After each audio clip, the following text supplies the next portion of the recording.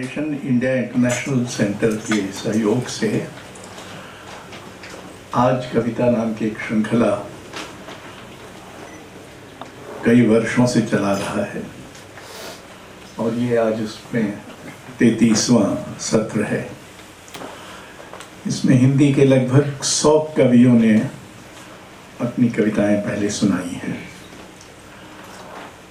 और फिर हमने कुछ भूले बिसरे कवियों को याद करने का एक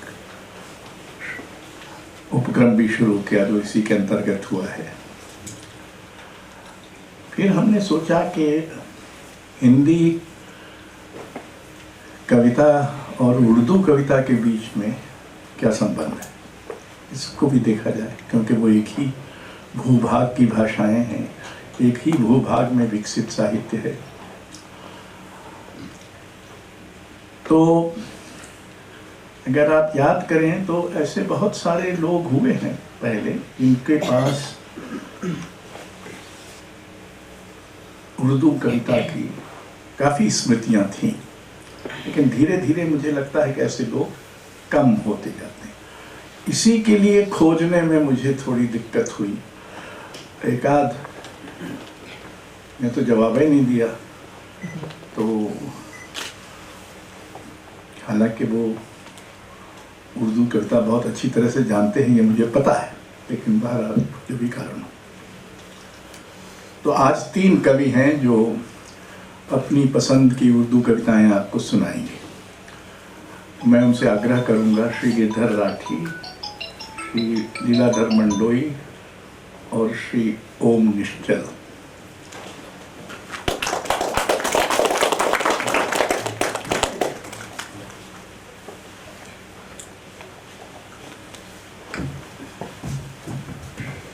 गिरधर राठी हमारी पीढ़ी से बाद की पीढ़ी के कवि हैं और वर्षों से साहित्य में, पत्रकारिता में सक्रिय रहे हैं।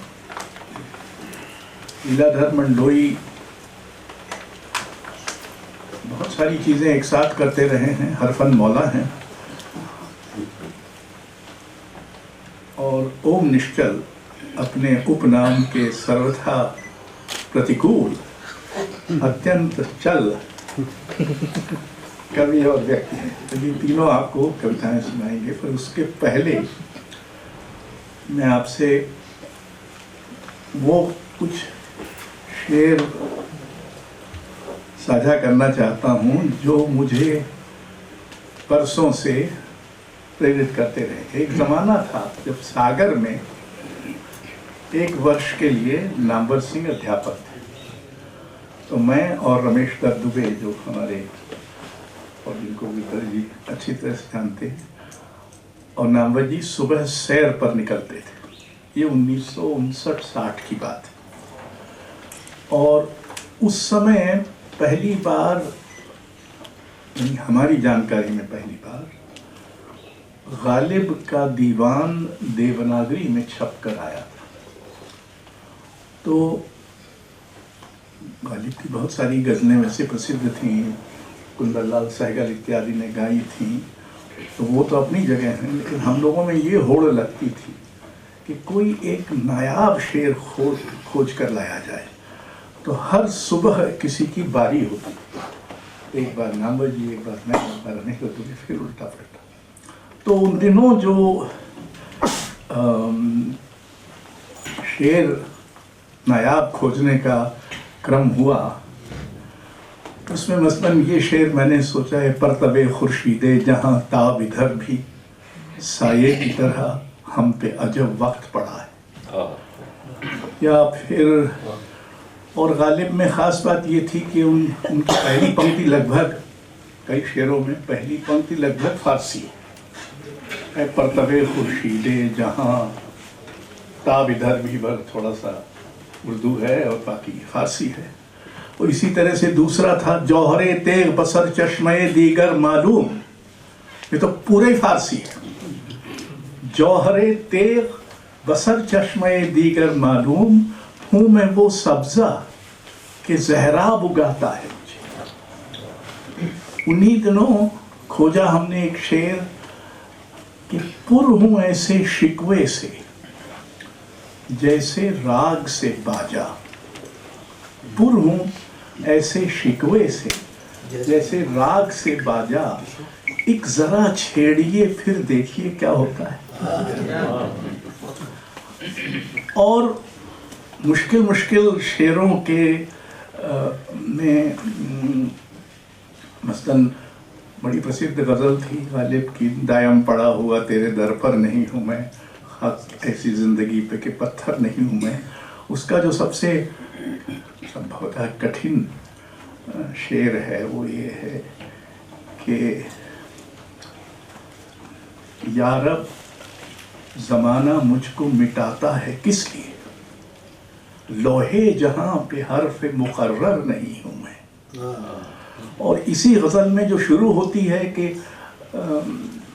लाइन पड़ा हुआ तेरे दर पर नहीं हूं मैं, एक अपेक्षाकृत ट्रैजिक नोट पर, वो ख़त्म होती है अपना मजाक बनाने पर। गालिब वजीफ़ा खार हो दो शाह को दुआ, वो दिन गए कि कहते थे नौकर नहीं हूं मैं।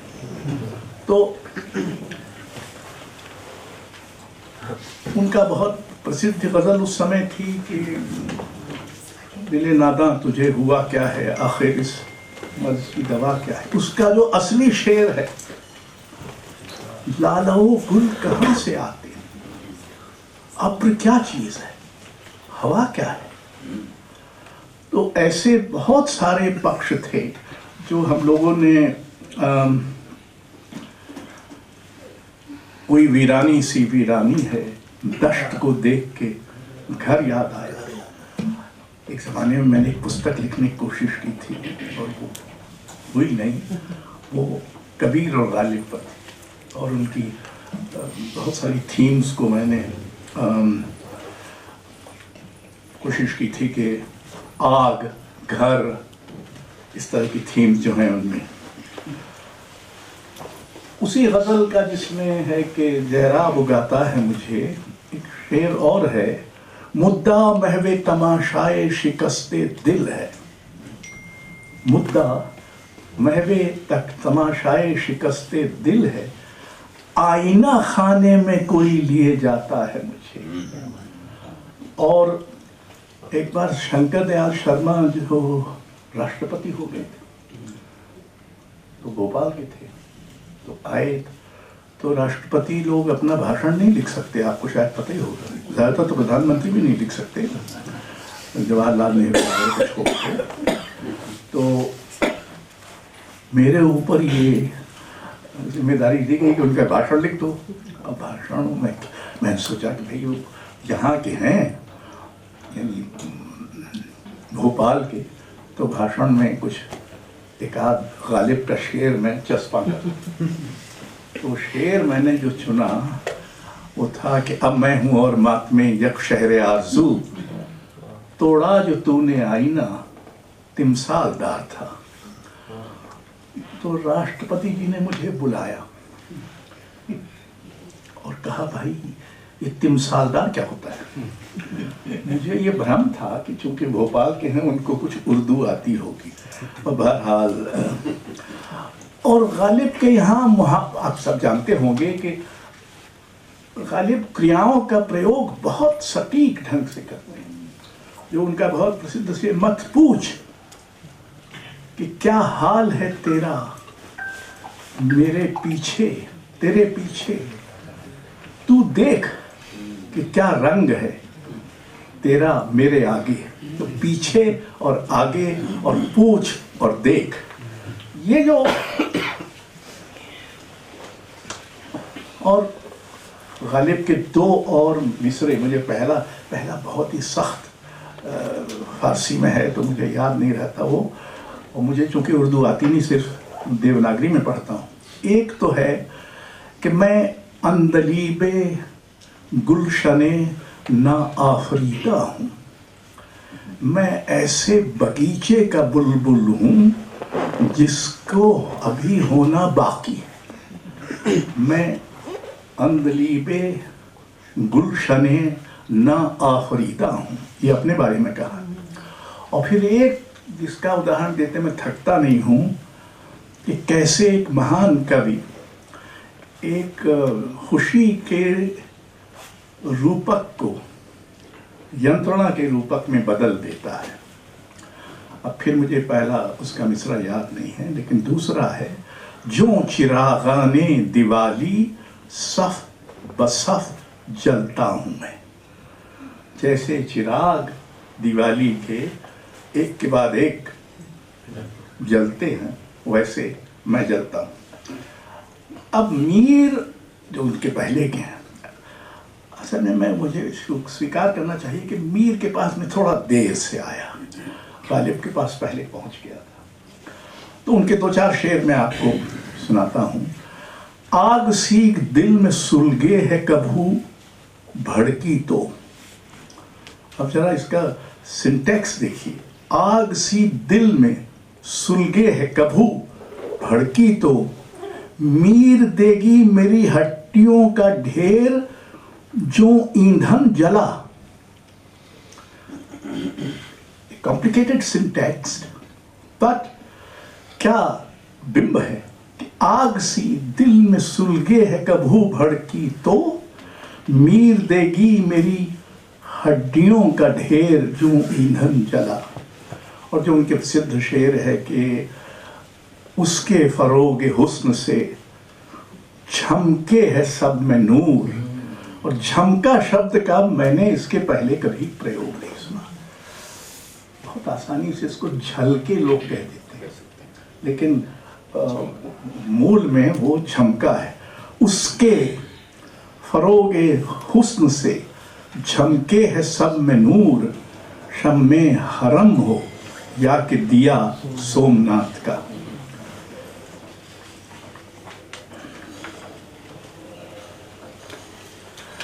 गली में उसकी गया सो गया न बोला फिर। गली में उसकी गया सो गया न बोला फिर। मैं मीर मीर कर उसको बहुत पुकार रहा।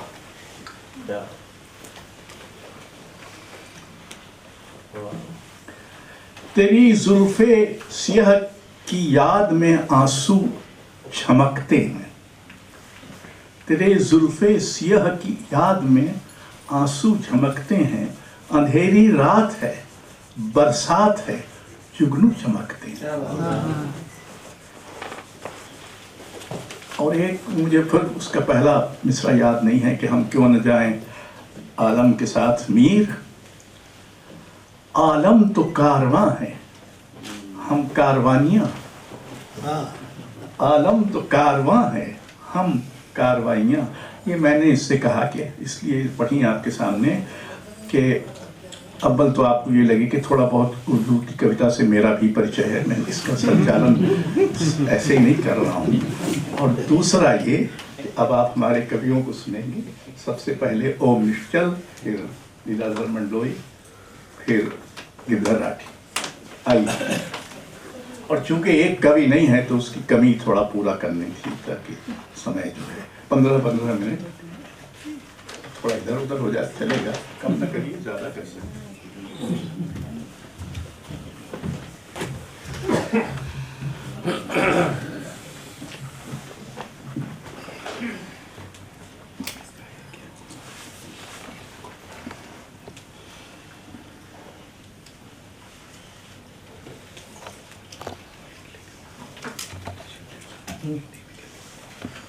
जी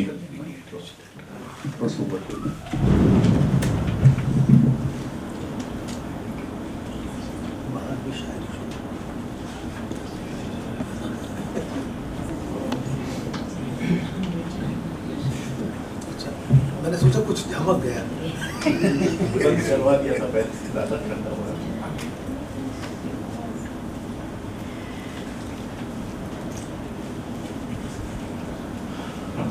अभी बहुत ही लगभग शास्त्रीय किस्म की भूमिका रही, और इसमें कोई शक नहीं कि किसी भी भाषा की कविता में जितनी गहराइयाँ हैं उतनी ऊंचाइयाँ हैं और तमाम उसके मोड़ और मरोड़ हैं। तो और इतना कुछ लिखा जा चुका है, लिखा जाता रहा है। हमारी परंपरा में इतना भराव है कि हम अपनी पसंद को एक जगह निर्धारित नहीं कर सकते या उस पर केंद्रित नहीं कर सकते। तो जितनी भीतर चंचलताएं हैं, जैसा कि आपने कहा, ये मेरा भी दावा नहीं कि मैंने बहुत सारा पढ़ रखा है और हम भी हिंदी के ही लोग हैं, लेकिन ये सच है कि जो छनकर देवनागरी के जरिए आया है वो उसको कुछ न कुछ सोचने समझने के लिए हमने अपनी भाषा में भी लेने की कोशिश की है, अपनी रुचियों को परिष्कृत करने की कोशिश की है। तो कुछ मैं शुरू करता हूं और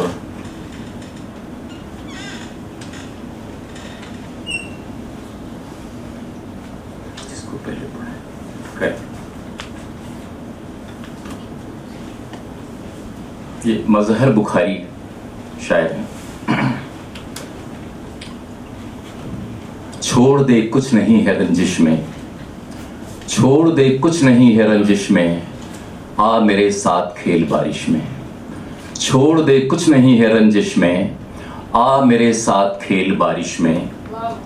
याद कर नंगे पांव दौड़ते थे, याद कर नंगे पांव दौड़ते थे, दूर तक तितलियों के ख्वाहिश में। याद कर नंगे पांव दौड़ते थे, दूर तक तितलियों की ख्वाहिश में। ये भी एहसान है तेरा मुझ पर, तूने डाला है आजमाइश में। ये भी एहसान है तेरा मुझ पर, तूने डाला है आजमाइश में। कारखानों की चिमनियां भी शरीक, फसले गुल के खिलाफ साजिश में। छोड़ दे कुछ नहीं है रंजिश में, आ मेरे साथ खेल बारिश में।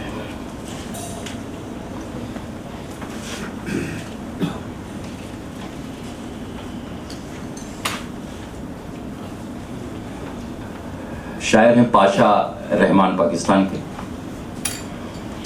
वो एक शख्स जो महफिल में बोलता था बहुत, सुना है अहले नजर से वो खोखला था बहुत। वो एक शख्स जो महफिल में बोलता था बहुत, सुना है अहले नजर से वो खोखला था बहुत। रिदाए शब से लिपट के सवादे शाम के बाद, किसी के बारे में पहरों में सोचता था बहुत। उस अजनबी ने बिलाखिर पलट के देख लिया, तिलिस्मी शहर में कोई पुकारता था बहुत। तिलिस्मी शहर में कोई पुकारता था बहुत। अभी जो पास से नजरें चुरा के गुजरा है, कई रुतों में वही मुझको चाहता था बहुत। कई रुतों में वही मुझको चाहता था बहुत। कुछ ऐसे अहले जुनू भी यहाँ से गुजरे हैं, गुबारे राहे वफा जिनको ढूंढता था बहुत। गुबारे राहे वफा जिनको ढूंढता था बहुत। जो पूछते हो मुझे तुमको याद हो शायद, कोई नजर से तुम्हारी कभी गिरा था बहुत। जो पूछते हो मुझे तुमको याद हो शायद, कोई नजर से तुम्हारी कभी गिरा था बहुत। वो एक शख्स जो महफिल में बोलता था बहुत, सुना है अहले नजर से वो खोखला था बहुत। मैंने पहले समझा कि आपने पहले शेर मुझ पर टिप्पणी नहीं ऐसा नहीं। जी शकीब जलाली की तो पूरी किताब ही लिप्यंतरित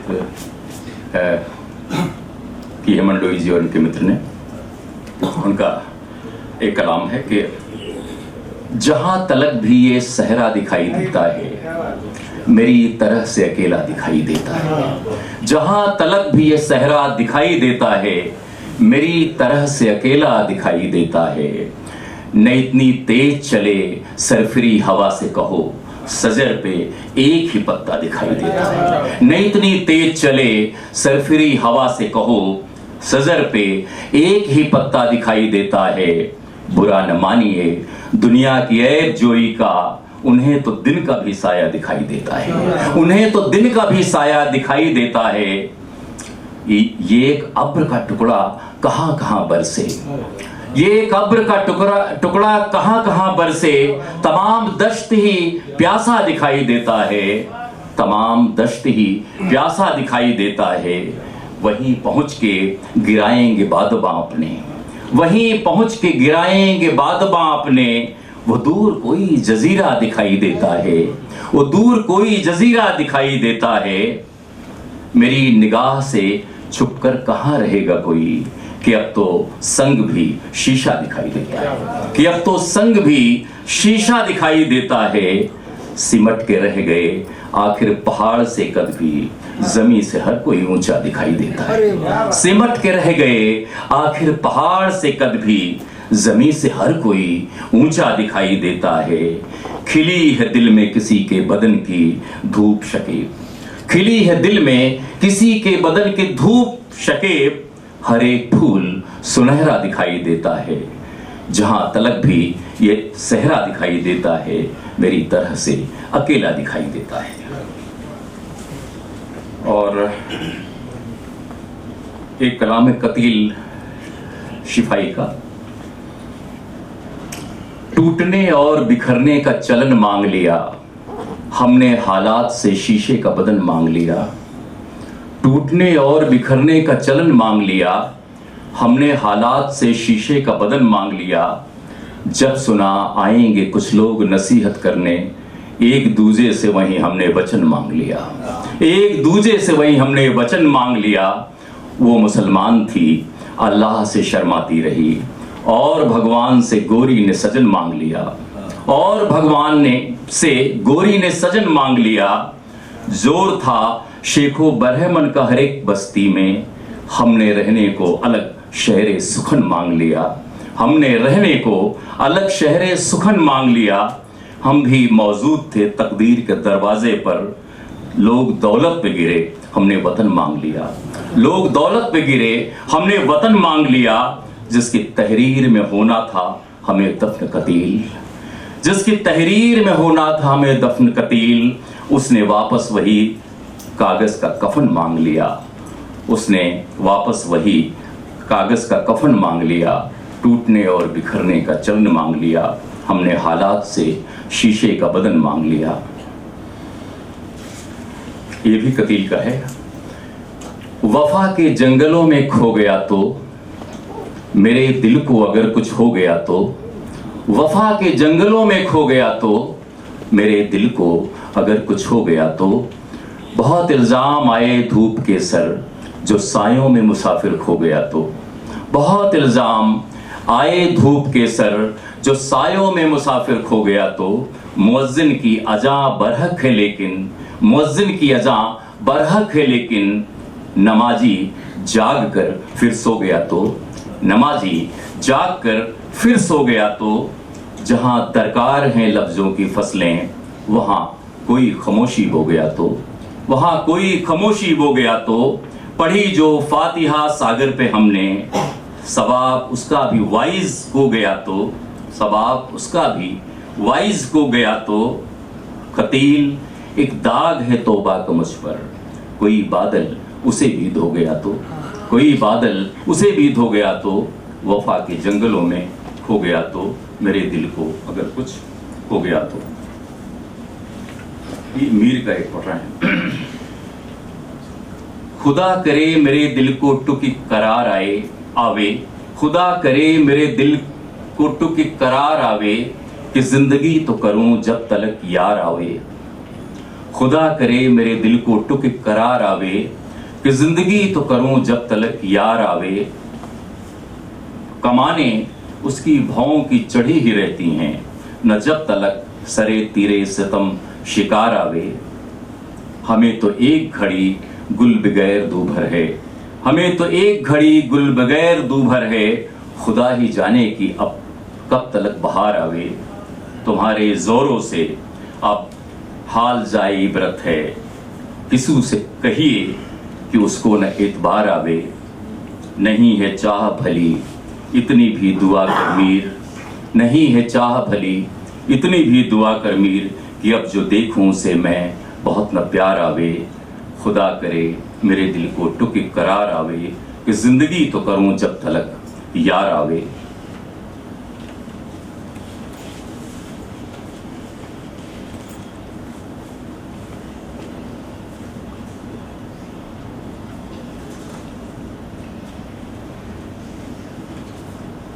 एक कलाम सलीम बेताब। किसी की नब्ज पे इस तरह उंगलियां रख दे, किसी की नब्ज पे इस तरह उंगलियां रख दे कि तेरे सामने वो दिल की दास्तां रख दे। मैं जख्म जख्म बदन को छुपाऊं किस किस से, खुदा के वास्ते तू हाथ से कमा रख दे। मैं जख्म जख्म बदन छुपाऊं किस किस से, खुदा के वास्ते तू हाथ से कमा रख दे। तू एक बार मुझे धरने दे ज़मीं पे कदम, फिर इसके बाद मेरे सर पे आसमां रख दे। तू एक बार मुझे धरने दे ज़मीं पे कदम, फिर इसके बाद मेरे सर पे आसमां रख दे। जो देखना है मेरी रूह की तवानाई, जो देखना है मेरी रूह की तवानाई, तो मेरे जिस्म को शोलों के दरमियान रख दे। उठा सके न अगर कोई भी ज़मीर का बोझ, उठा सके न अगर कोई भी ज़मीर का बोझ, तो मेरे कांधे पे ये बारे दो जहां रख दे। खुदा की देन की क्या बात है वो जो चाहे, दहाने संग में भी फूल की जुबां रख दे। खुदा की देन की क्या बात है वो जो चाहे, दहाने संग में भी फूल की जुबां रख दे। किसी की नब्ज पे इस तरह उंगलियां रख दे कि तेरे सामने वो दिल की दास्तां रख दे।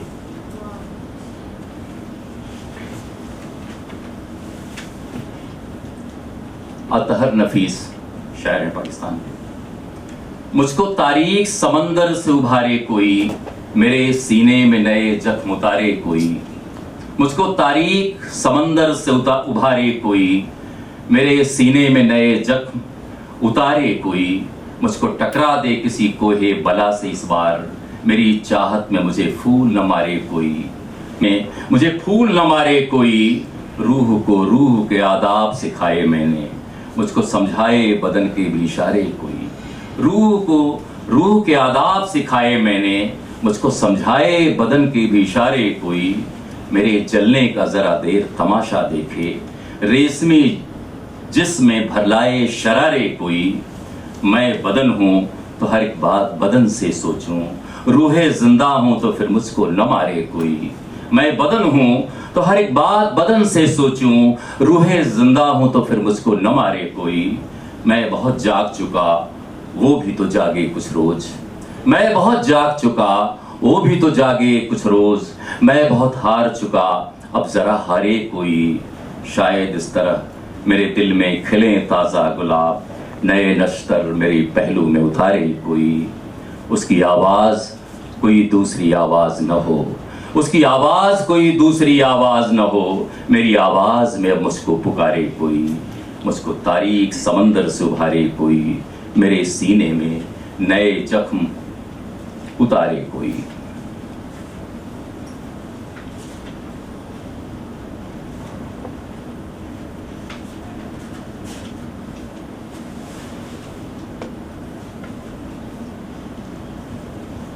राशिद अनवर राशिद का देहांत अभी हाल में हुआ है कैंसर से। बहुत अच्छे शायर चंडीगढ़ की।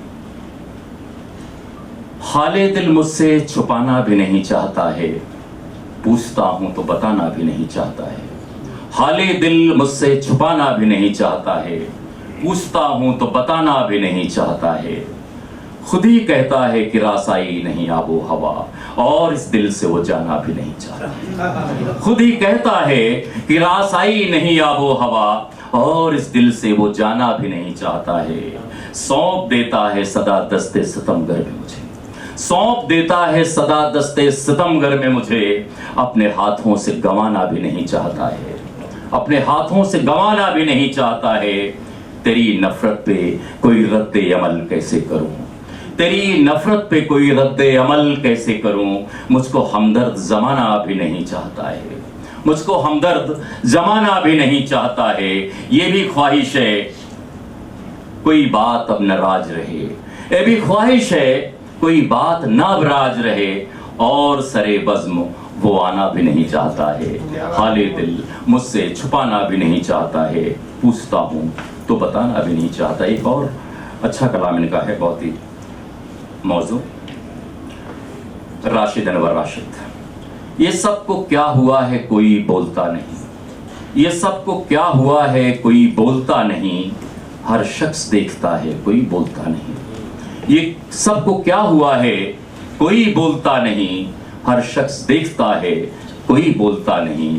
कांधे पे अपनी लाश उठाए हुए हैं सब, इंसान मर रहा है, कोई बोलता नहीं। कांधे पे अपनी लाश उठाए हुए हैं सब, इंसान मर रहा है, कोई बोलता नहीं। अब ये पता चला है मुंसिफ के शहर में, अब ये पता चला है कि मुंसिफ के शहर में लब खोलना सजा है, कोई बोलता नहीं। लब खोलना सजा है, कोई बोलता नहीं। कैसा बुरा है वक्त के अंदर से आदमी, कैसा बुरा है वक्त के अंदर से आदमी पत्थर का हो गया है, कोई बोलता नहीं। सबकी ज़बां तराश ली हाकिम ने इसलिए, हर फर्द सुन रहा है, कोई बोलता नहीं। सबकी ज़बां तराश ली हाकिम ने इसलिए, हर फर्द सुन रहा है, कोई बोलता नहीं। महरूम हो रहे हैं ज़बानों से लोग क्यों, महरूम हो रहे हैं ज़बानों से लोग क्यों, ये क्या मामला है, कोई बोलता नहीं। ये सबको क्या हुआ है, कोई बोलता नहीं। हर शख्स देखता है, कोई बोलता नहीं। और यहाँ दिल्ली के एक मशहूर शायर हैं, फरहत एहसास, पढ़ते हैं।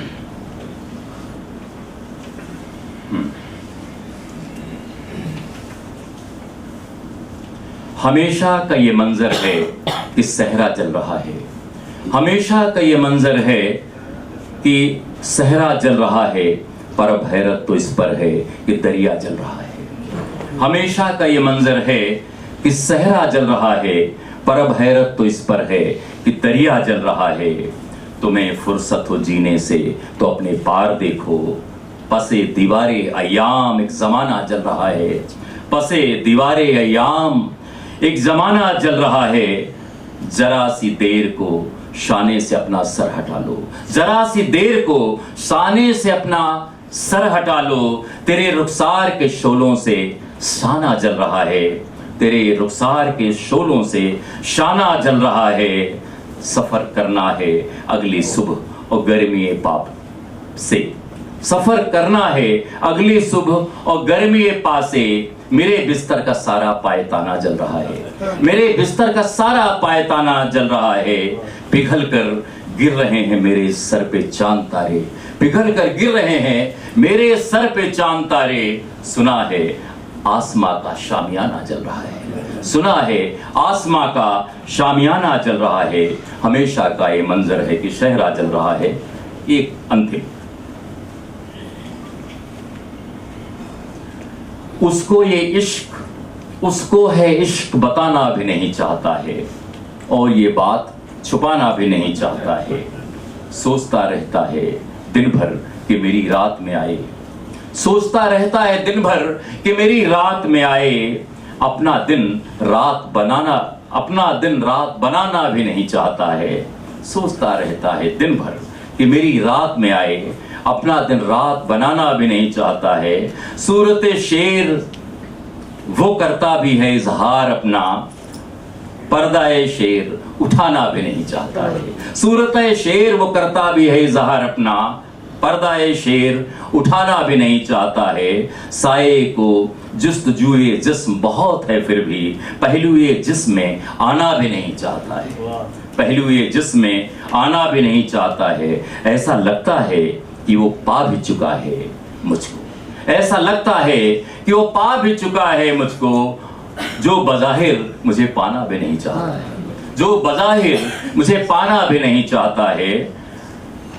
और ये शेर है कि फरहत एहसास को है सारी हकीकत मालूम, महफिले वहम से जाना भी नहीं चाहता है। उसको है इश्क बताना भी नहीं चाहता है, और ये बात छुपाना भी नहीं चाहता है। शुक्रिया।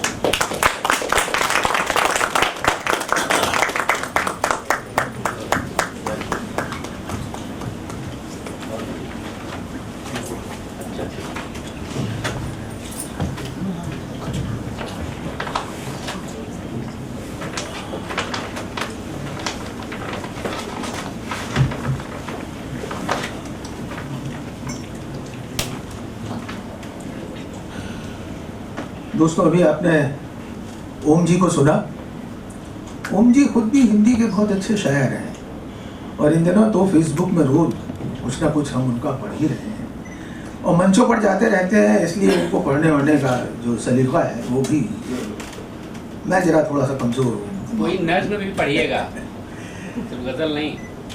हम सभी जानते हैं कि जो उर्दू शायरी का जो समय है वो सदियों के आंगन में फैला है। बहुत मुश्किल होता है कुछ शब्दों में इसके सरमाए को बयान करना।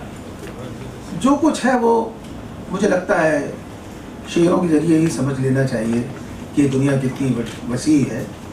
और शायरी से मुझे मोहब्बत कुछ इस तरह से हुई कि जब मैं भोपाल आया 1970 में, तो जो मेरा पहला ठिकाना था वो पुराना भोपाल था। वहाँ अशोक जी के बहुत सारे दोस्त, इकबाल मैदान में मुशायरे होते थे और पटियों पर रात को नशिस्त हुआ करती थी। शंकर दयाल शर्मा भी उसमें बैठा करते थे। तो मुझे भी अशोक जी की तरह या ओम जी की तरह अनुवाद के रास्ते जो मिल गया उसे इकट्ठा करता रहा। और सबसे बड़ी बात यह है कि बहुत संक्षिप्त काया में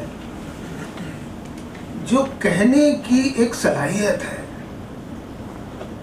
और जो हुनर है वो मुझे बहुत अट्रैक्ट करता रहा है। उसमें नए अंदाज़े सुमन मिलते हैं, नए मेटाफर मिल जाते हैं, नए सब्जेक्ट, और कई बार ऐसे मिलते हैं कि उनसे मिलकर आप चौंक जाएं। लगता है त्वचा पर शायरी के बाद जो सिहरनें जिंदा रह जाती हैं वो शायरी होती है। वाह वाह, अच्छा।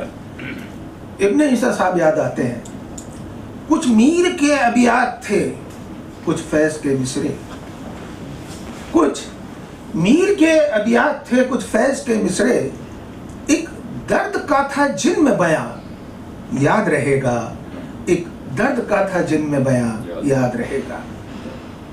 दर्द ही रहता है और उर्दू शायरी में इश्क और दर्द, इंसानियत के भी बहुत सारे नुकूस तो मिलते ही हैं। तो मुझे लगा कि कहाँ से शुरू करूं। शायर के एक डर से शुरू करता हूं, एक भीतरी डर। अफजाल अहमद सैयद साहब की एक नज़्म है जिसमें शायरी में होने का उनका जो डर है उसको बयां किया है उन्होंने।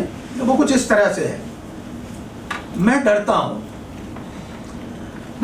हूं अपने पास की चीजों को छूकर शायरी बना देने से।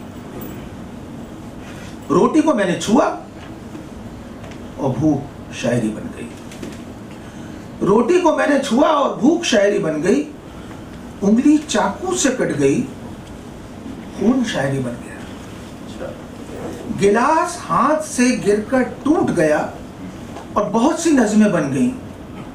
मैं डरता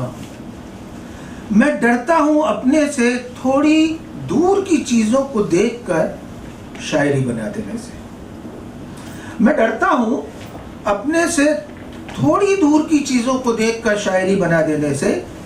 दरख्त को मैंने देखा और छांव शायरी बन गया, छत से मैंने झांका और सीढ़ियां शायरी बन गई। इबादत खाने पर मैंने निगाह डाली, इबादत खाने पर मैंने निगाह डाली और खुदा शायरी बन गया। मैं डरता हूं अपने से दूर की चीज़ों को सोचकर शायरी बना देने से। मैं डरता हूं बहुत अच्छा। होता यह है, खासकर मेरे साथ ये होता है कि मैं किसी भी कला में बड़े अजाने से भय में सर झुकाकर प्रवेश करता हूँ। पुरखों को प्रणाम करता हुआ, वहाँ जो है वो पाक है, सगा मन का है और ज़िंदगी का रास्ता तामीर करने वाला है। तो वली दफनी साहब को सलाम करता हूँ। एक शेर याद आया, राह मज़मूने ताज़ा बंद नहीं, राह मज़मूने ताज़ा बंद नहीं, ता क़यामत खुला है बाब सुखन, ता क़यामत खुला है बाब सुखन। वली दक्की साहब जिन्हें उर्दू शायरी का बाबा आदम कहा जाता है, इस शेर में उन्होंने कहा है कि नए विषयों की कमी नहीं है, जब तक ये दुनिया है रचनाशीलता की नई संभावना बनी रहे। याद करें 20वीं शताब्दी से लेकर अभी तक ये बात हिंदी साहित्य में भी बार बार कही जाती है। वली की सादा लेकिन गहरी कहन, सादा लेकिन गहरी कहन कमाल की होती। छोटी बहर की इस शेर को देखिए। शुक्र वो जान गई फिर आई, कहने का अंदाज देखिए। शुक्र वो जान गई फिर आई, ऐश की आन गई फिर आई, फिर से आना तेरा है बाइस से शौक, फिर से आना है तेरा बाइस से शौक, जिस तरह तान गई फिर आई। मतलब संगीत का ऐसा इस्तेमाल जैसा आपने भी देखा था, वो बहुत अलग ढंग से मिलता है। मीर का ज़माना, उन्हें खुदा सुखन कहा गया। उनके लिखे में भाषा का हुस्न और लुत्फ, मौसीकी की गहराई है, मानियों में माकपन की खूबसूरती है, शायरी एकदम मौलिक। वे इश्क की शायरी में अव्वल माने जाते हैं। मर्यादा, गहराई और पवित्रता में डूबा इश्क, और सूफी रंग में शायरी का अंग रंग आन और बान ऐसा कि कोई दूसरा उदाहरण मिलता नहीं।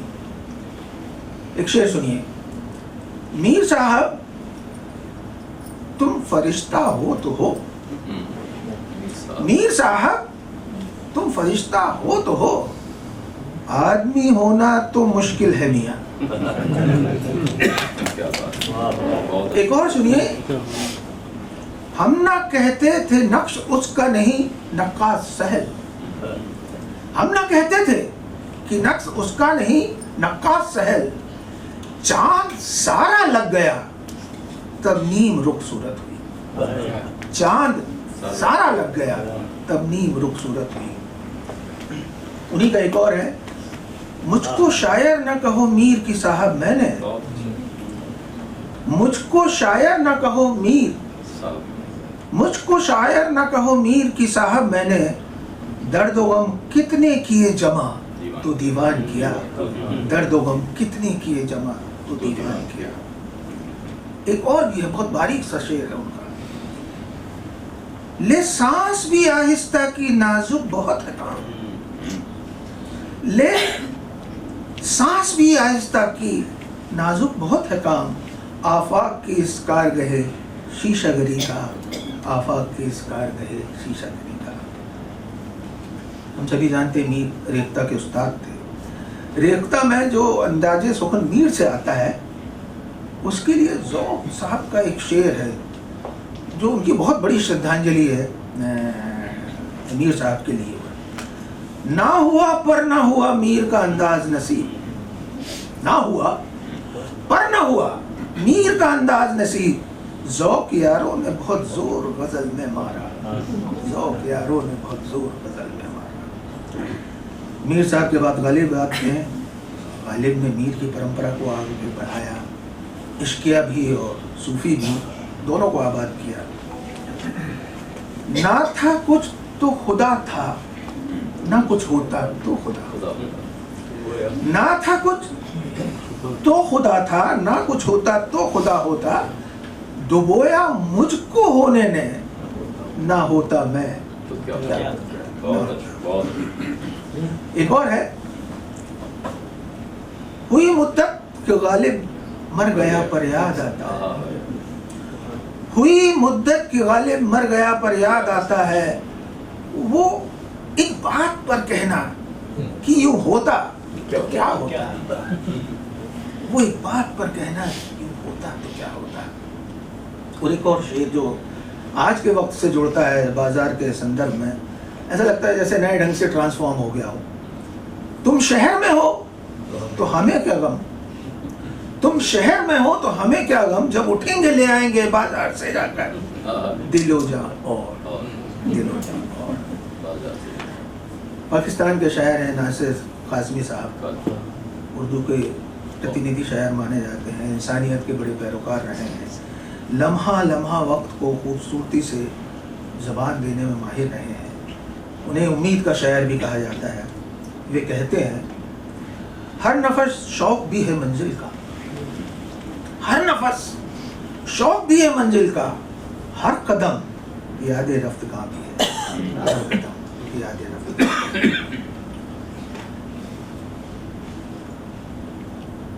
नासिर साहब के बारे में कहा जाता है कि ये जो हमारी आज की दुनिया है, भौतिक दुनिया है, उससे ज़्यादा वे अपने ही दिल में रहते और उसी की आवाज़ सुनते थे। इसमें दो शब्द आए हैं, आराइश ख्याल और दिलकुशा, यानी सुंदर विचार और सुंदर दिल वाला। आराइश ख्याल भी हो, दिलकुशा भी हो, आराइश ख्याल भी हो, दिलकुशा भी हो, वो दर्द अब कहाँ जिसे जी चाहता भी हो, वो दर्द अब कहाँ जिसे जी चाहता भी हो। ये क्या कि एक तौर से गुजरे तमाम उम्र, ये क्या कि एक तौर से गुजरे तमाम उम्र, जी चाहता है अब कोई तेरे सिवा भी हो। बहुत अच्छा, वाह वाह। और जो इस तरह की महफिलें होती हैं तो महफिल में एक जो जिंदा दिली होनी चाहिए जो माना जाता है। इसमें एक और शब्द आया ताउस, जो मोर के लिए कहा जाता है। बज़्मे सुखन भी हो, सुखने गर्म के लिए, बज़्मे सुखन भी हो, सुखने गर्म के लिए, ताउस बोलता हो तो जंगल हरा भी हो। क्या बात, ताउस बहुत बोलता अच्छा। हो तो जंगल हरा भी हो। फिराक साहब बुनियादी तौर पर तो गज़ल के शायर माने जाते हैं। गज़लों में उनकी रूह पूरी तरह से हिंदुस्तानी है, लेकिन दूसरी संस्कृतियों की सुगंध भी उनके यहाँ मिलती है। रुबाइयाँ भी लिखी हैं जिनमें स्थानीयता के रंग हैं। फिराक साहब का जादू बोलता है तो लगता है भाषा में कोई वाकई कारनामा हुआ। कहाँ वे खलवतें दिन रात की और अब ये आलम है, कहाँ वे खलवतें दिन रात की और अब ये आलम है, कि जब मिलते हैं दिल कहता है कोई तीसरा भी हो, कोई तीसरा भी हो। अपने ही नाम को लेकर उन्होंने एक बहुत उम्दा शेर लिखा है, तेरा फिराक तो उस दिन तेरा फिराक हुआ, तेरा फिराक तो उस दिन तेरा फिराक हुआ, जब उनसे प्यार किया जिनसे कोई प्यार नहीं। क्या बात। और एक रुबाई, वो निखरे बदन का मुस्कुराना है, रस के जोवन का गुनगुनाना है, कानों की लोगों का थरथराना कम कम, कानों की लोगों का थरथराना कम कम, चेहरे के तिल का जगमगाना है। मैंने शकील जलावी का वो लिपिंतरण किया था, आपने वो सुना है, कुछ मैं भी सुना देता हूँ। एक बात यह है कि शकील साहब पार्टीशन के समय पाकिस्तान चले गए थे, लेकिन यहाँ की रवायत मोहब्बत साथ लेकर गए, वहाँ जाकर अकेले पड़ गए। जीने की इनकी सारी जो स्थितियाँ थी वो ख़त्म होती गई। उनके यहाँ अकेलेपन का बहुत गहरा भाव है, दूर तक देखा जा सकता है। और उसमें एक डेथ विश की सेलिब्रेशन भी सुनाई देती है। दरअसल उन्होंने आत्महत्या की, कम उम्र में आत्महत्या कर ली। वो अलविदा का मंजर, वो भीगती पलकें, वो अलविदा का मंजर, वो भीगती पलकें, बसे गुबार भी क्या क्या दिखाई देता है। आकर गिरा था कोई परिंदा लहू में तर, आकर गिरा था कोई परिंदा लहू में तर, तस्वीर अपनी छोड़ गया है चट्टान पर। तूने कहा था ना कि मैं कश्ती पे बोझ हूँ, तूने कहा ना था कि मैं कश्ती पे बोझ हूँ, आंखों को अब न ढांप मुझे डूबता भी दे, आंखों को अब न ढांप मुझे डूबता भी दे। तीशे का काम रेशे गुल से लिया शकीब, तीशे का काम रेशे गुल से लिया शकीब, हमसे पहाड़ काटने वाले नहीं हुए, हमसे पहाड़ काटने वाले नहीं हुए। अब मैं कुछ और शेर सुनाता हूँ, उसके बाद एक नज़्म। परवीन शाकिर का एक शेर है, मुझे बहुत पसंद है। यकलख्त गिरा है तो जड़ें तक निकल गई, यकलख्त गिरा है तो जड़ें तक निकल गई, जिस पेड़ को आंधी में भी हिलते नहीं देखा, इस पेड़ को आंधी में भी हिलते नहीं देखा। हम सब लिखने पढ़ने वाले हैं, हम अपनी कविता में, शायरी में क्या क्या लाना चाहते हैं। मखदूम साहब ने उसके बारे में एक शेर कहा है कि हयात लेके चलो, कायनात लेके चलो, हयात लेके चलो, कायनात लेके चलो, चलो तो सारे जमाने को साथ लेके चलो। है साहब का एक शेर, हर सदा पर लगे हैं कान यहाँ, हर सदा पर लगे हैं कान यहाँ, दिल संभाले रहो ज़बां की तरह, दिल संभाले रहो ज़बां की तरह। मज़ार साहब का एक शेर है, बताने वाले वहीं पर बताते हैं मंजिल, बताने वाले वहीं पर बताते हैं मंजिल, हजार बार जहां से गुजर चुका हूं मैं, हजार बार जहां से। अशोक साहब के एक बहुत गहरे दोस्त हैं, बहुत सारी हम लोगों ने महफिलें उन्हीं के घर की, आपको वहीं बहुत देखा है। तो फजल साहब के कुछ शेर, वो मेरे उस्ताद भी रहे। सिवाय प्यार के कोई हुनर नहीं सीखा, सिवाय प्यार के कोई हुनर नहीं सीखा, बहुत ना सीखना हमको कमाल रास आया, बहुत ना सीखना हमको कमाल रास आया। मचलते पानी में ऊंचाई की तलाश फिजूल, मचलते पानी में ऊंचाई की तलाश फिजूल, पहाड़ पर तो कोई भी नदी नहीं जाती, पहाड़ पर तो कोई भी नदी नहीं जाती। एक और शेर होगा, रेशा रेशा उधेड़ कर देखो, रेशा रेशा उधेड़ कर देखो, रोशनी किस जगह से काली है, रोशनी किस जगह से काली है। कुछ अशोक जी यहाँ इशारे करते रहते हैं। दाग साहब का एक शेर है, कुछ लुत्फ़े दुश्मनी, आपसे तो लोगों ने बहुत किया, कुछ लुत्फ़े दुश्मनी जो ताल्लुक ही उठ गया, नहीं क्या लुत्फ़े दुश्मनी जो ताल्लुक भी उठ गया, कुछ छेड़छाड़ भी तो अदावत में चाहिए, छेड़छाड़ भी तो अदावत में चाहिए। और कोई अगर अपने आप को शायर समझता है तो फिर इस पाए का समझना चाहिए। तुम्हारी बज़्म में देखा न हमने दाग सा कोई, तुम्हारी बज़्म में देखा न हमने दाग सा कोई, जो सो आए तो क्या आए, हजार आए तो क्या।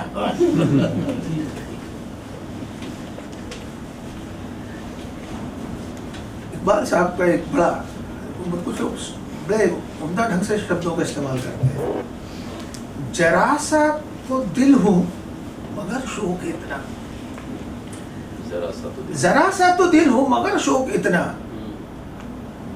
वही लंतरानी सुना चाहता हूँ। मकबूल सईदी साहब का एक शेर है कि शबनम की जगह आग की बारिश है फिजा में, शबनम की जगह आग की बारिश है फिजा में, ख्वाबों की ये बस्ती थी चमनजार मगर ख्वाबों की ये बस्ती थी चमनजार मगर अब। मोहम्मद अलवी साहब का एक शेर है, दोनों के दिल में खौफ था मैदान जंग में, दोनों के दिल में खौफ था मैदान जंग में, दोनों का खौफ फासला था दरमियान का, दोनों का। कुमार पाशी का एक शेर और उसके बाद एक नज़्म, झूठ को आदत बना लूं मसलहत ओढ़ा करूं, झूठ को आदत बना लूं मसलहत ओढ़ा करूं, दोस्त कहते हैं कि कर भी ना सच बोला करूं, दोस्त कहते हैं कि कर भी ना सच बोला करूं। और एक नज़्म आखिर में, ये उर्दू के शायर हैं, हालांकि गुजरात से हैं, गुजराती ही बोलते हैं, जैन परमार। उन्होंने चित्रकारों के ऊपर बहुत सारे रचनाएं लिखी और शायरों पर तो लिखी है। तूफान का रंगों ने कब कैद किया है तुमको, रंगों ने कब कैद किया है तुमको, परछाई को नीला रंग लगा के सारे आसमान को रेजा रेजा कर देते हैं। सब्ज घास को पीली इबारत में लिखते हो, सब्ज घास को पीली इबारत में लिखते हो, पेड़ में आग लगा रखते हो, प्यालों और बोतल में सिर्फ हवा अपने चेहरे की मानिंद, प्यालों और बोतल में सिर्फ हवा अपने चेहरे की मानिंद, ब्रश के स्ट्रोक में सारा गुस्सा थूक देते हो। कैनवास पर कलर ट्यूब खाली करके देखा है मैंने, कैनवास पर कलर ट्यूब खाली करके देखा है मैंने, छुरी पे चिपके रंग में खुद ही उतर आते हो, छुरी पे चिपके रंग में खुद ही उतर आते हो। जुनून किनारे बैठ के क्या क्या ख्वाब सजाते हो, सुबह के पहले ओस की तरह, सुबह के पहले ओस की तरह तह में दब जाते हो, तह में दब जाते हो। शुक्रिया।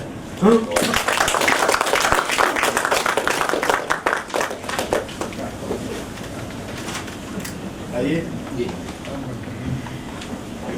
बहुत खूब। आइए सर।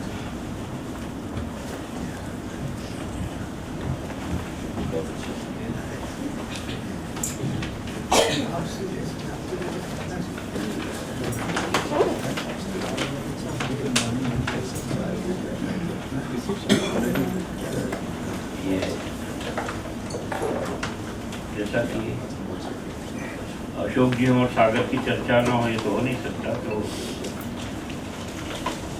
वही याद पड़ता है। एक चीज़ ये याद आती है कि लगभग 20 साल पहले तक जितने भी लेखकों से, रचनाकारों से, हिंदी के रचनाकारों से मेरी मुलाकात होती रही है, मैंने पाया है कि लगभग सभी का वास्ता उर्दू की शायरी से रहा है। पढ़ते रहे हैं, उनको याद भी रहते हैं और बड़े वक्त बेवक्त बहुत ही ज़बरदस्त किस्म के उनके, जैसे आज बहुत चुन चुन कर लाए ओम निश्चल जी, मंडलोई जी। शायद 20 एक साल में इसमें कुछ कमी आई हो। हालांकि एक दूसरा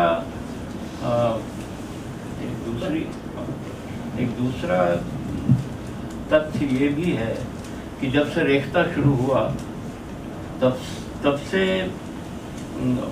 मेरे अनुभव में आया कि बहुत सारे नए नए लड़के और लड़कियां शायरी की तलाश में बहुत आते थे। हमारी एक छोटी सी दुकान वहाँ मेरी पत्नी ने खोली थी, ग्रेटर नोएडा में भी है। तो मुझे काफ़ी आश्चर्य होता था कि बहुत से नौजवान आते थे और वो शायरी की तलाश में रहते थे, अक्सर बड़ी सरल सी शायरी की तलाश में। जॉन मौलिया ख़ास तौर से उनके प्रिय थे। तो लेकिन ये एक गौरतलब चीज़ है कि हिंदी और उर्दू का उस तरह से कितना गहरा रिश्ता रहा है। बल्कि आप सोचिए ना, भारतेंदु तो कुछ फारसी उर्दू सब में लिखा करते थे, और अयोध्या सिंह उपाध्याय, हरिओद वगैरह तमाम सारे लोग बड़े उर्दू में प्रवीण हुआ करते थे। हमारे निराला ने गजल भी, निराला ने गजल, निराला है, त्रिलोचन है, हाँ त्रिलोचन है। तो शमशेर, उर्दू का फॉर्म भी लिया, कथा भी, रुवाई भी, और वो सब भी लोगों ने। तो एक बहुत ही ज़बरदस्त आवाजाही है हिंदी और उर्दू की। उसको चाहे जितना, फिलहाल बहरहाल हम एक बहुत अच्छी यात्रा दोनों कवियों के साथ उर्दू शायरी की करके आए हैं, बड़े चुनिंदा चीज़ें, और एक बहुत ही बड़ा अनुभव का संसार अभी हमने छोटे छोटे टुकड़ों में ही सही लेकिन देखा है। मैंने,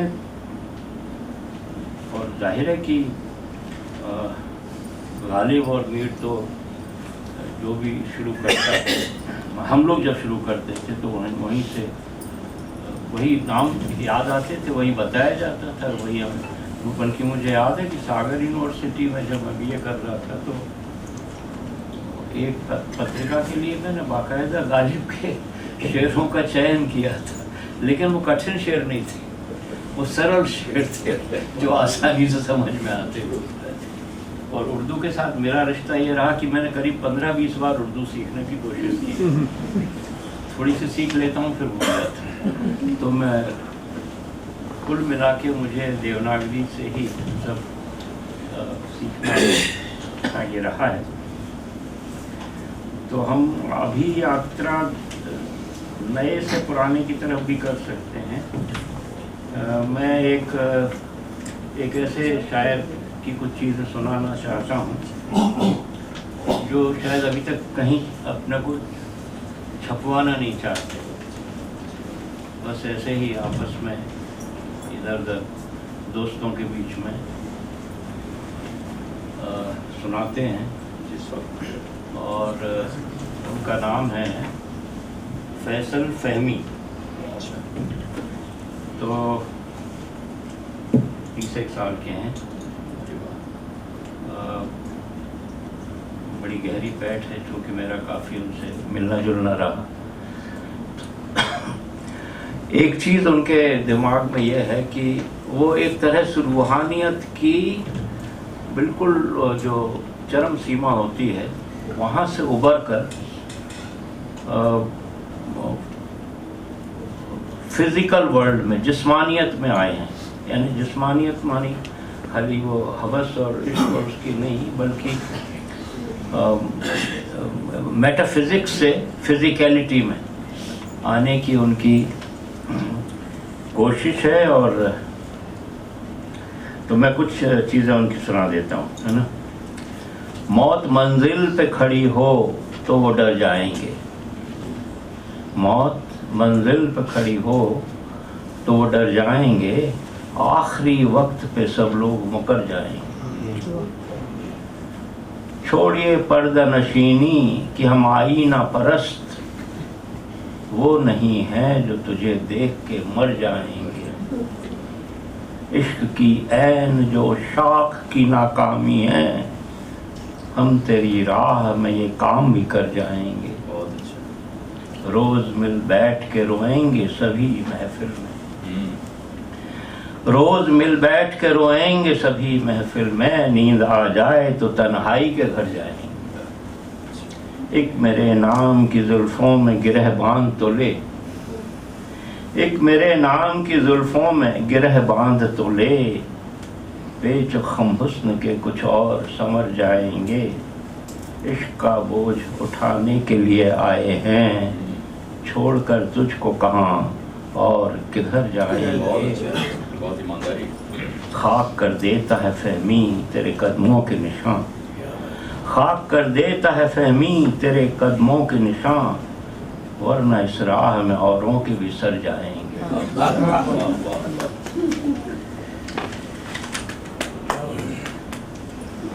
अश्कों को चुन के आंखों में बोया करेंगे हम, रोना तमाम शहर का रोया करेंगे हम। ख्वाबे अदम से ढूंढ के लाएंगे रोशनी, फिर जिंदगी में धूप पिरोया करेंगे हम। खूने जराहते दिले नाकर्दा कार से जख्म जरा, खूने जराहते दिले नाकर्दा कार से।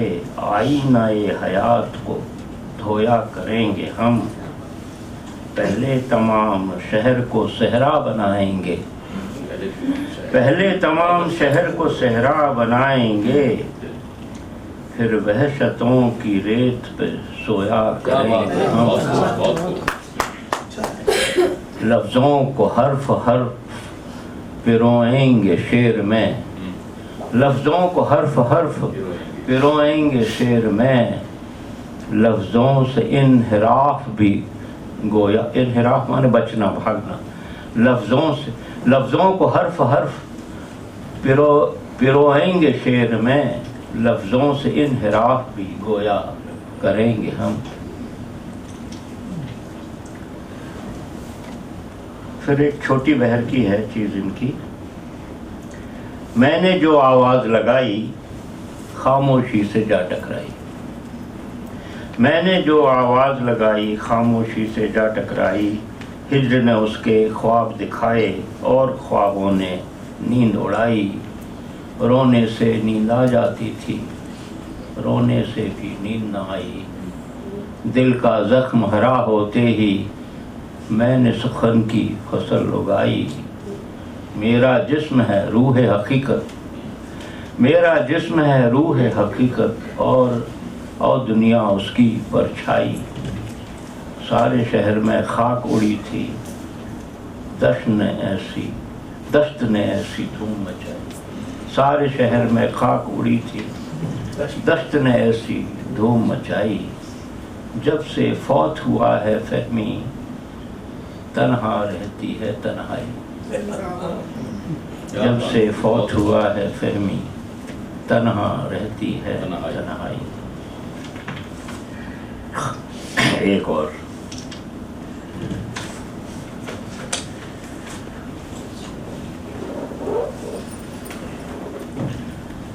बदन बीमार होता जा रहा है, मोहब्बत का बुलावा आ रहा है। मेरे दिल में उदासी क्यों नहीं है, मुझे इस बात का गम खा रहा है। रवां यूं ही नहीं है खाक इसकी, कई बरसों बदन दरिया रहा है। असास जिस्म तो बाकी है, लेकिन कोई मेरी इमारत ढा रहा है। तुम्हारी धूप आँखों पर पड़ी है, मेरे आगे अंधेरा छा रहा है। मैं अब दुनिया में दाखिल हो रहा हूँ, वहाँ अब तक मेरा साया रहा है। मैं अब दुनिया में दाखिल हो रहा हूँ, वहाँ अब तक मेरा साया रहा है। मेरा इस घर में दिल लगने लगा है, गए वक्तों में सहरा रहा है। खिरद खामोश बैठी सुने, खिरद खामोश बैठी सुन रही है, जुनू फहमी की गज़लें गा रहा है।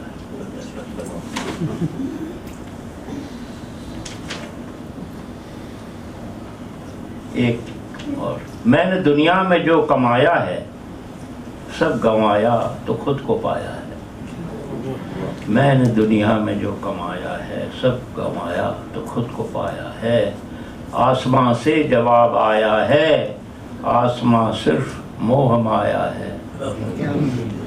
शम्ए महफिल तो हूँ, मगर मुझ पर सबकी तन्हाइयों का साया है। ना गरीबा ही चाक होता है, ना मेरी जेब में किराया है। मुद्दतों बाद चार अगर मेरा एक नया जख्म साथ लाया है। मुद्दतों बाद चार अगर मेरा एक नया जख्म साथ लाया है। ऐसे बिस्तर से क्यों उठे कोई, जो तेरे ख्वाब ने बिछाया है। हजरत इश्क को बधाई हो, वस्ल के साथ हिज्र आया है। शहर की भीड़ भाड़ में फहमी, कौन अपना है क्या पराया है। तो ये अभी के और भविष्य के एक शायर। अब इनसे पहले के एक मेरे प्रिय कवि हैं,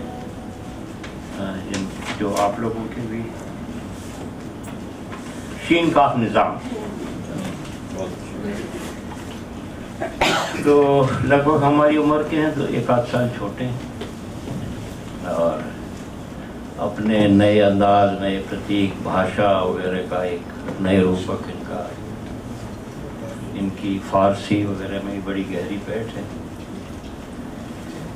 और तो इनके इनकी कुछ चीज़ें ऐसे ही मैंने चुन ली थी।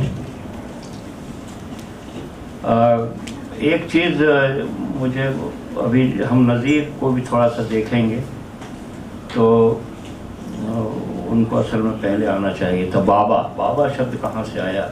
इनके यहाँ बाबा बहुत है, शीन काफ ने काम किया तो वो बाबा वहाँ नज़ीर के यहाँ है ना, तो वो है नज़ीर का है,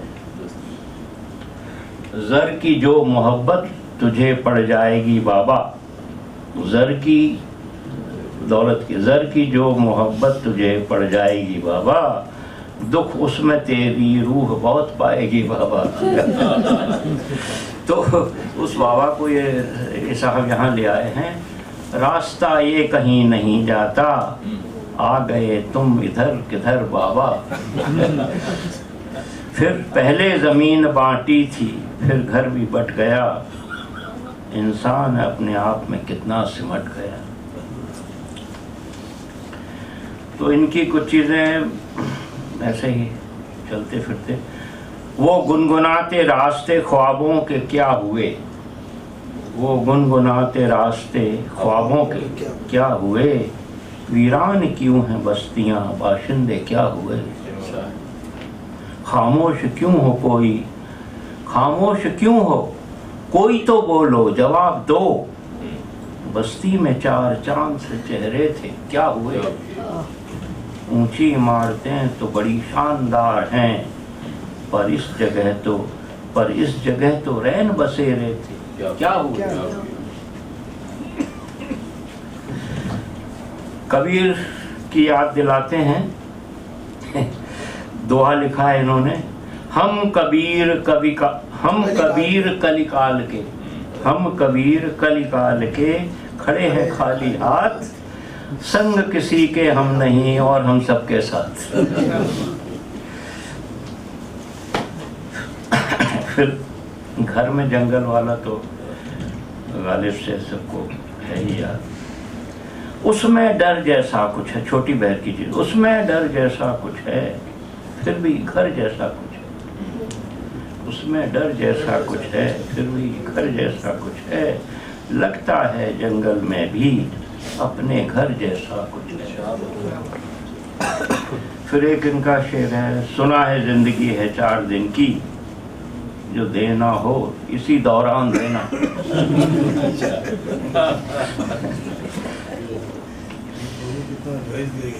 बाग में बस गया है डर लिखना, बाग में बस गया है डर लिखना, ऐसी बातें न भूल कर लिखना, किसको फुर्सत है कौन पढ़ता है, किसको फुर्सत है कौन पढ़ता है, अपना अहवाल मुख्तसर लिखना।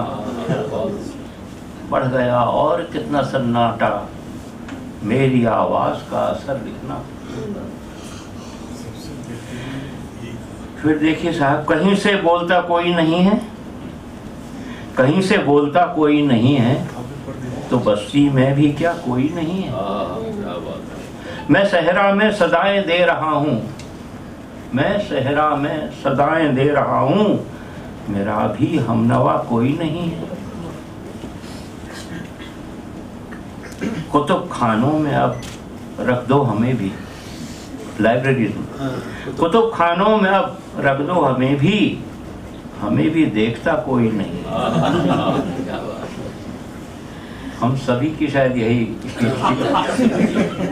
सभी के दम घुटे जाते हैं लेकिन, सभी के दम घुटे जाते हैं लेकिन, खिड़कियां खोलता कोई नहीं है। बहुत अच्छा, बहुत अच्छा। मंजर को किसी तरह बदलने की दुआ दे, मंजर को किसी तरह बदलने की दुआ दे, दे रात की ठंडक को पिघलने की दुआ दे, ऐसा अते वीरान के बेख्वाब फरिश्ते, ऐसा अते वीरान के बेख्वाब फरिश्ते, अब चीख को सीने से निकलने की दुआ दे। बहुत। और अंत में और कुछ देर यूं ही शोर मचाए रखिए, और कुछ देर यूं ही शोर मचाए रखिए, आसमां है तो उसे सर पे उठाए रखिए। और कुछ देर यूं ही शोर मचाए रखिए, आसमां है तो उसे सर पे उठाए रखिए। उंगलियां अगर नहीं उठें तो ना उठें, लेकिन कम से कम उसकी तरफ आंख उठाए रखिए।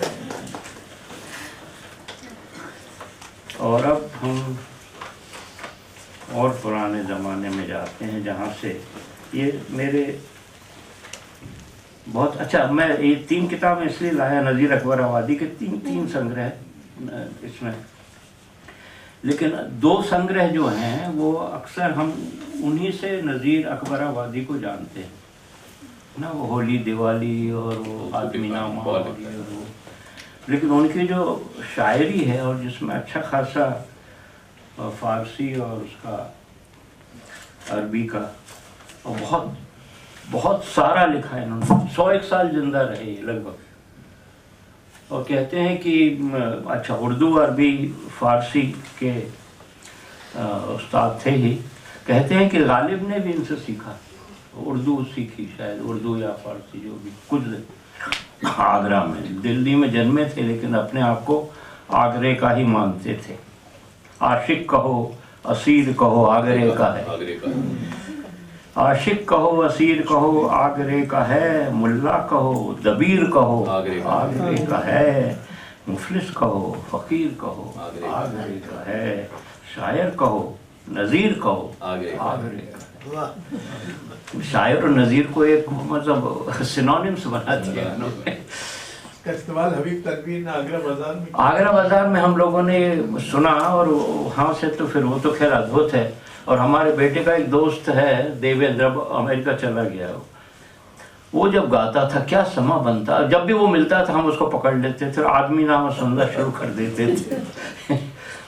तो और ये तो बहुत बड़ी कविता है ना आदमी नामा, लेकिन आदमी नामा के साथ एक सवाल मेरा जुड़ गया है, मेरे मन में उठा है कि आदमी के इतने रूप उन्होंने दिखा दिए हैं और सबको आदमी कह दिया है, तो हम क्या करें कि सबको आदमी मान के सबको माफ़ करते चले जाएं, क्या करें या कुछ उसमें फ़र्क भी करें।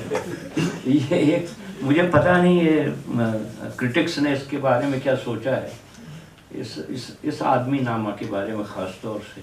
अद्भुत है आदमी की जो वैरायटी उन्होंने दिखा दी है, और सचमुच हर एक से लगाव हो जाता है, जेब कतरे से भी लगाव हो जाता है इस कविता को पढ़ के। तो क्योंकि देखिए ना, दुनिया में बादशाह है सो है वो भी आदमी, और मुफलिसो गदा है सो है वो भी आदमी, जरदार बेनवा है सो है वो भी आदमी, नेमत जो खा रहा है सो है वो भी आदमी, टुकड़े जो मांगता है सो है वो भी आदमी। क्या हिंदू व मुसलमान, अभी एक दूसरी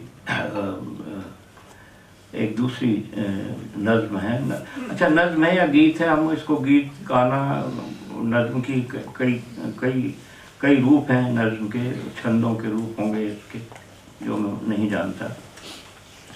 क्या हिंदू व मुसलमान, क्या रिंद व गबर व काफिर, क्या हिंदू व मुसलमान, क्या रिंद व गबर व काफिर, नक्काश क्या मुसब्बिर, क्या खुशनवीस शायर, जितने नज़ीर हैं यहाँ एकदम के हैं मुसाफिर, रहना नहीं किसी को चलना है सबको आखिर, 2-4 दिन की खातिर यहाँ घर हुआ तो फिर क्या। अब कैसी कैसी चीज़ें लिखी हैं, रोटी ना, मतलब ये कवि था, मैंने जिसको हम लोक कवि कहते हैं, मेरा ख्याल है इनसे बड़ा तो कोई लोक कवि अपने देश में तो हुआ नहीं होगा, कि वो चना जोर गरम वाला, चना बेचना है पहुंच गया मेरे लिए लिख दो तो चना जोर गरम, और चना जोर गरम बड़ी ज़बरदस्त चीज़ है, उसमें जितनी जातियां हैं सबको लात मारी गई है, तेली बनिया, चना क्या खाएगा तेली, उसकी तेलन है पेली, उसने कच्ची खानी पेली, चना जोर गरम, चना क्या खाएगा बनिया, वो तो बेचे नौन और धनिया, उसकी ओछी है दुकनिया, चना जोर गरम। हफीज है तो सारी, और क्या क्या उस जमाने में क्या क्या चीजें हो सकती थी और सिर्फ फोटोगल नहीं होती थी।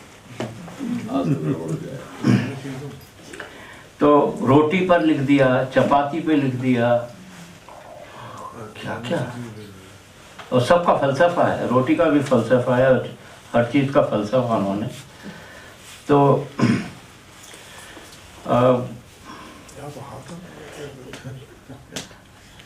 इनकी शब्दावली बड़ी अद्भुत है, माने वो शब्द खो गए हैं अब सारे, अब हमको मिलते नहीं, ऐसे ऐसे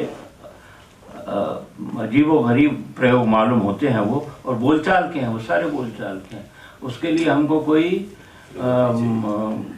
काव्य शास्त्र संस्कृत का या अरबी का या फारसी का नहीं देखना पड़ता, और कोई शब्दकोश भी नहीं खोलना पड़ता। तो खैर मैं देखता हूँ उसमें आएगा कि नहीं। फिर लेकिन उनके कुछ बहुत से दूसरी रचनाएं भी थीं, और जो बहुत ही इश्क और उस सब चीज़ों को लेकर भी है। और उसमें बहरहाल हमको फंसना था कफस में। अच्छा, ये इन दोनों तीनों संग्रहों में नहीं मिलते। जो संग्रह हमारे प्रिय संग्रह हैं उनमें इस तरह की चीज़ें नहीं मिलती जो मैं 2-3 शेर यहाँ एक आध सुना रहा हूँ। हमको फंसना था कफस में क्या गिला सयाद का, बस तरसते ही रहे हैं आग और दाने को हम। फिर हाँ, एक कविता पढ़ते हुए मुझे भवानी बाबू की याद आई। जी हुजूर मैं गीत बेचता हूँ वाली। अब मालूम नहीं भवानी बाबू ने पढ़ा ही होगा। वो मैं जिसको सब बेचते हैं छुपाकर, वो मैं जिसको सब बेचते हैं छुपाकर, मैं उस मैं को यारो आया बेचता हूँ। जिसे मोल लेना हो ले ले खुशी से, मैं इस वक्त दोनों जहां बेचता हूँ। और फिर आखिर में इससे समाप्त करते हैं। जब आई होली रंग भरी सो नाजो अदा से मटक मटक, और घूंघट के पट खोल दिए वह रूप दिखाए चमक चमक। जब फागुन रंग झमकते हों तब देख बहार, और दफ के शोर खड़कते हों तब देख बहारें हो रही।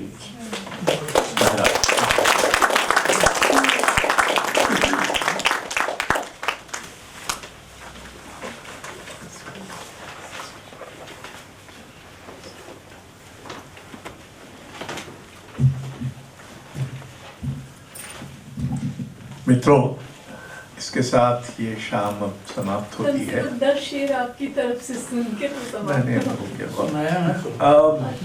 मुझे याद आया कि हबीब तनवीर ने जब आगरा बाजार किया था तो उसका जो शायद दूसरा तीसरा शो था तब मैं दिल्ली में था, तो उसकी शुरुआत होती थी जिसमें उन्होंने एक पद बनाया था, या वो नज़ीर में था तो मुझे कहीं मिला नहीं। इसमें ये होता था कि गणेश वंदना है, और पहले गणेश की महिमा है, ये है वो है, और फिर आखिर में है महिमा उसकी भी रहे जिसका नाम नज़ीर। कि महिमा तेरी तो रहेगी, तो गणेश है, ये है वो है, तेरे गुण है ये वो, महिमा उसकी भी रहे जिसका नाम नज़ीर। तो ये मुझे याद आया जब मुझे हबीब तनवीर पर बोलना था।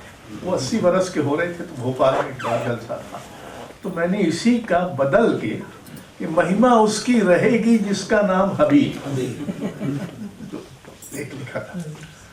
और नज़ीर अकबराबादी ने जो आपने जो सुनाए, वो असल में उनका बहुत बड़ा हिस्सा गायब हो गया है ध्यान से, जो शायद इस तरह के लोकप्रिय प्रसंगों, बलजाऊ जी का मेला और ककड़ी वाली और ये जो इस लगभग 1200 पन्नों की शायरी है, बहुत ज्यादा, बहुत लिखा है, इतना ज्यादा लिखने, लेकिन दोनों पक्ष हैं। और ये कई बार, एक बार और बात मुझे ख्याल आई, और ये बात मुझे ख्याल आई अरबी के जो इस समय सबसे बड़े जीवित कवि माने जाते हैं, अदोनिस। अदोनिस बहुत बरसों से फ्रांस में रहते हैं, उन्होंने कॉलेज ऑफ फ्रांस में अरब पोएटिक्स पर भाषण दिए। और कॉलेज ऑफ फ्रांस सर्वोच्च बौद्धिक संस्था है फ्रांस की, इसमें ई बोनफुआ वगैरह, पॉल वैलेरी, ये सब वहाँ रहे, रोना बाख। तो उस पोएटिक्स में उन्होंने ये बताया कि अरबी में कोई धार्मिक काव्य नहीं है। कुरान उरान छोड़ दीजिए, दूसरा ग्रंथ है, लेकिन वो कोई काव्य नहीं, कोई भक्ति काव्य नहीं। तो मुझे बाद में सूझा कि असल में तो उर्दू में भी भक्ति काव्य नहीं। आप उर्दू कविता पढ़िए तो ज्यादातर, चाहे मीर हो चाहे गालिब हो, कोई मतलब कब का तर्क इस्लाम किया, कशका खींचा, दैर में बैठा वगैरह वगैरह। और गालिब के यहाँ भी कुछ ना होता तो कुछ ना था तो खुदा था, कुछ ना होता तो खुदा होता। तो या तो खुदा से परेशानी है, या खुदा से प्रश्न पूछे गए हैं खुदा का, और या फिर धर्म का प्रत्याख्यान।